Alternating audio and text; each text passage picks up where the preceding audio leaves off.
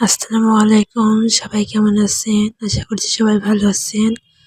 আমিও ভালো আছি। আমি এখানে বাঁধাকপি নিছি। স্পষ্ট ভাষায় না বললে তো হবে না। এখানে লবণ আমি কিছুক্ষণ মাখায় রাখছিলাম। এখানে হলুদ, মরিচের গুঁড়া, হ্যাঁ, তারপরে জিরা গুঁড়া, ধনিয়া গুঁড়া, পেঁয়াজ, মরিচ কুচি দিয়ে দিলাম। এবার খুব সুন্দর করে মাখায় নেব। এটার ভয়েস অন্যরকম লাগতে পারে। আসলে আজকে এডিট করতে দেরি হয়ে গেছে। দুপুরে খাওয়া দাওয়া করে ঘুমাই গেছিলাম। ঘুম থেকে উঠে মনে হলো আমার তো এডিট করা হয়নি, তাই ঘুম অবস্থাতে বসে পড়ছি এডিট করতে। ভুলভাল কিছু বললে অন্য মাইন্ডে নিয়েন না। তা এখন আমি এখানে পুরা খুব সুন্দর করে মাখায় নিচে যা পানি আসতে তাতে হয়ে যাবে। আমি এখানে দিয়ে দিলাম ময়দা না সরি বেসন। বেসন আর চালের গুঁড়া দিয়ে মাখায় নিব। আমি এখানে বেসন দিয়ে দিছি, একটু লাগবে। আর এবার দিয়ে দিলাম চালের গুঁড়ি। আর খুব সুন্দর করে মাখায় নেবেন। আপনারা কেউ বলেন না কি মাখানোর অবস্থা। এটা কিন্তু আমি হাতে খুব ভালো করে হ্যান্ড ওয়াশে ধুয়ে কিন্তু মাখাইছি। আমি এখানে এক এক করে পকোড়াগুলো দিয়ে দিলাম।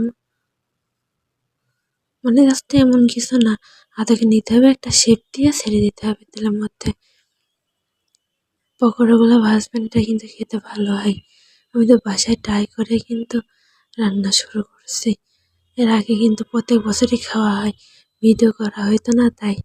রোজার মাসে তো আমাদের প্রায় 30টা রোজা বা 29টা রোজায় প্রায় 5 থেকে 7টা রোজায়, মানে একটা না হয় না, মাঝে মাঝেতে পাতাকপি পকোড়া ভেজে খাওয়া হয়তো অনেক আগে থেকেই। তা আমি ওখানে আরেকটা ভেজে নিছি। ওটা ভাজা করার সময় মনে ছিল না, ক্যামেরা ধরার কথা মনে ছিল না। আসলে বুঝতে তো পারছেন ভরা তেলের কড়াই তো, মানে এত রিস্ক নিয়ে প্রথম একটা ভিডিও করি না, যেহেতু ইয়া পকোড়াগুলো একটু বেশি দেওয়া হয়েছিল।